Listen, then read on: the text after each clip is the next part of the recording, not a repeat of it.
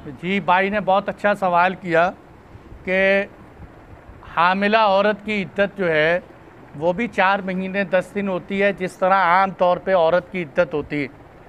भाई ये है कि देखो, वैसे तो हामिला ऐसी औरत के जिसका खाविंद फौत हो चुका हो, जिसे मुतवफ़्फ़ा अन्हा ज़ौजा कहते हैं, उसकी इद्दत जो होती है वो 4 महीने 10 दिन होती है। अल्लाह ताला ने कुरान में इसकी वजाहत की है कि वो 4 महीने 10 दिन इद्दत गुजारे।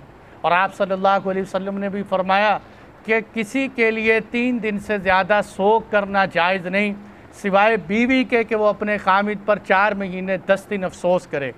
लेकिन जो हामिला औरत है उसकी इद्दत 4 महीने 10 दिन नहीं, बल्कि उसकी इद्दत बच्चे की पैदाइश है। हत्ता कि अगर बच्चे की पैदाइश मैयत के जनाजे के बाद भी बच्चे की पैदाइश होगी तो इद्दत ख़त्म हो जाएगी।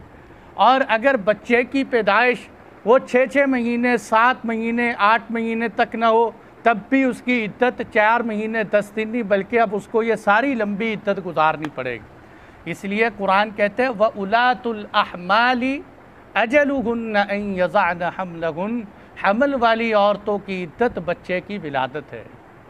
जी।